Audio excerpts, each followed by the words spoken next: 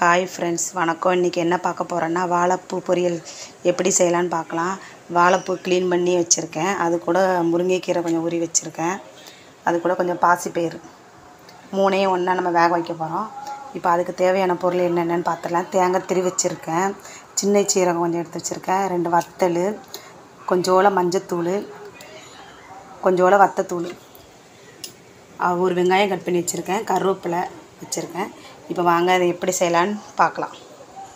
பாசிப்பருப்பு, முருங்கைக்கீரை, வாழைப்பூ மூணையும் ஒன்றா வேக வச்சாச்சு.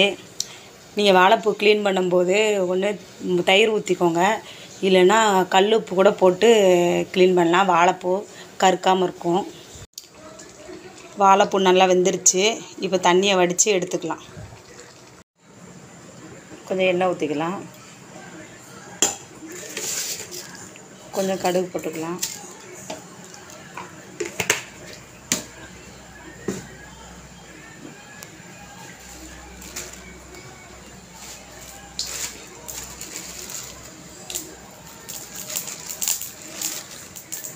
கொஞ்சம் கருவேப்பிலை போட்டுக்கலாம்,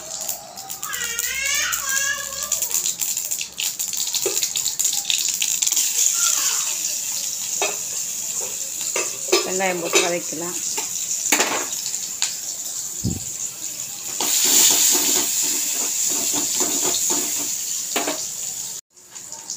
வத்தல் போட்டுக்கலாம்.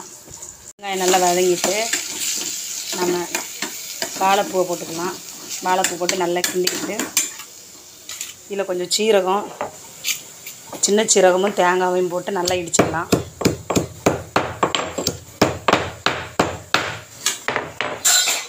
இடிச்சுக்கிட்டு உள்ளே போட்டுக்கலாம். வாழைப்பூக்கு கொஞ்சம் உப்பு போட்டுக்கோங்க, தேவையான உப்பு போட்டுக்கோங்க. செஞ்சாச்சு. எவ்வளோ அருமையாக இருக்குன்னு. வாழைப்பூவும் முருங்கைக்கீரையும் உடம்புக்கு அவ்வளோ நல்லது. அதனால் இதை செஞ்சு பாருங்கள். பிடிச்சிருந்தால் லைக் பண்ணுங்கள், ஷேர் பண்ணுங்கள், கமெண்ட் பண்ணுங்கள், சப்ஸ்கிரைப் பண்ணுங்கள். வணக்கம்.